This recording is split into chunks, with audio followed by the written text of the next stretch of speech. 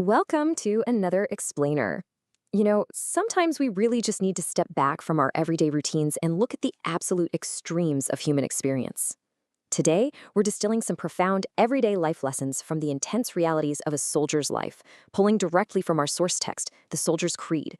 We've got a lot of ground to cover, and we're keeping this explainer strictly under 5 minutes, so let's jump right in. It really makes you wonder, doesn't it? Where do our absolute greatest life lessons actually come from? Because we usually look for wisdom in comfortable places, right? Classrooms, books, conversations with friends. But the whole premise here is that the most extreme conditions, the environments that test our absolute limits, are often the exact ones that forge universal truths we can all apply to our own everyday lives. Section 1. Brotherhood and Vigilance, Physical Realities. Okay, let's dive into this. When we think of soldiers, it's so easy to picture these grand, abstract concepts, fighting for flags, dramatic speeches, or massive national ideals. But the grounded, physical reality, it's entirely different. A soldier literally fights for the person on their left and the person on their right. The lesson here is that your greatest strength isn't the weapon you carry. It's the bond with the people standing beside you. You carry them, and they carry you. And that brings us to our second lesson, learning to rest with one eye open. Soldiers literally have to sleep in shifts. They have to stay alert in total silence and wake up at the absolute slightest sound. Why? Because peace is not permanent. Even when things feel completely safe in your own life, you have to stay aware. Because vigilance costs you absolutely nothing until the exact second you desperately need it. Moving on to Section 2, Direction over Fear, the action phase. Imagine the intense reality of running directly toward danger when every other sane person is running away. Every single biological instinct in your body is screaming at you to flee, but your training, your duty, and your absolute commitment command you to step forward. And this brilliantly illustrates our third lesson. Courage is fear that has been given a direction. So often we mistakenly think that being brave means you just aren't scared, but the source material makes it incredibly clear. True courage is absolutely not the absence of fear. True courage is feeling that overwhelming, gut-wrenching fear and choosing to channel it forward anyway. Section 3.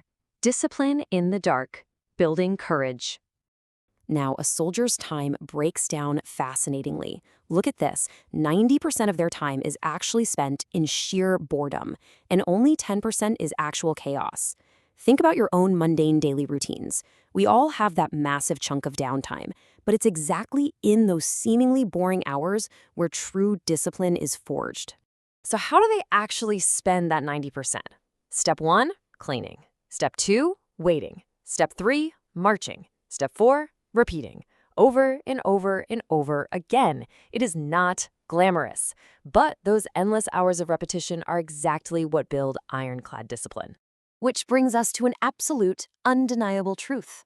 When the storm hits, you don't rise to the occasion, you sink to the level of your training.